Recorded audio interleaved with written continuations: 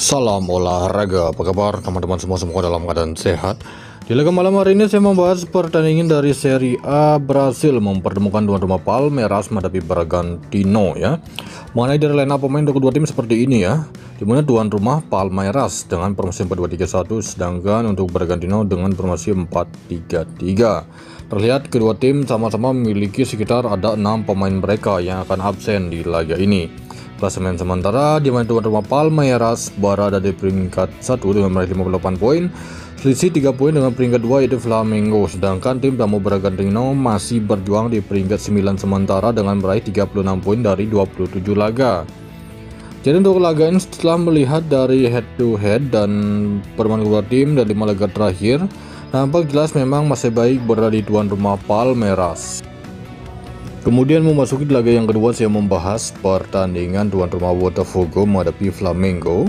Terlihat di laga ini Botafogo dengan formasi 4-2-3-1, sedangkan Flamengo dengan formasi 4-3-3. Tuan rumah Botafogo terlihat di laga ini sangat banyak pemain mereka yang mengalami cedera. Ini sekitar ada 10 pemain. Sedangkan Flamengo ada 4 pemain saja. Klasemen sementara di laga ini atau di musim ini, Flamengo dengan meraih 55 poin dari 26 laga pada peringkat 2, sedangkan Botafogo pada peringkat 5 sementara. Dari klasemen ini cukup jauh, tetapi dari handicap ini cukup rendah. Menurut versi saya sendiri, karena memang di laga kandang nampaknya akan bagus untuk tuan rumah Botafogo. Terlihat jelas di laga ini Flamengo akan cukup sulit untuk bisa meraih kemenangan di laga ini. Kemudian memasuki laga yang ketiga, saya membahas pertandingan tuan rumah Fortaleza menghadapi Vasco da Gama. Terlihat di laga ini Fortaleza dengan formasi 4-3-3, begitu juga dengan tim tamu Vasco da Gama ya. Terlihat di laga ini tuan rumah Fortaleza sekitar ada 7 pemain mereka yang akan absen, sedangkan Vasco da Gama hanya 2 pemain saja.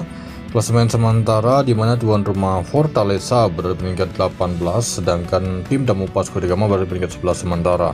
Dari klasemen sementara memang cukup jauh, dan terlihat di laga ini kemungkinan besar ini Fortaleza bisa meraih kemenangan di kandang ataupun 90 menit bisa berakhir di skor imbang.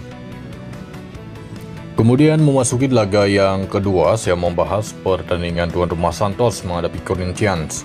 Terlihat di laga ini tuan rumah Santos dengan formasi 4-4-2, sedangkan Corinthians di laga ini dengan formasi 3-5-2 ya.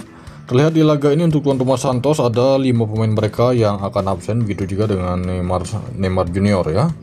Sedangkan untuk Corinthians di laga ini ada 6 pemain mereka yang akan absen. Dari klasemen sementara di mana tuan rumah Santos berada di peringkat 16 dengan meraih 28 poin dari 26 laga, sedangkan Corinthians berada di peringkat 12 dengan meraih 33 poin dari 27 laga. Untuk laga ini tidak menutup kemungkinan Santos akan cukup sulit untuk bisa meraih kemenangan di kandang. Cenderung di laga ini bisa berakhir di skor imbang.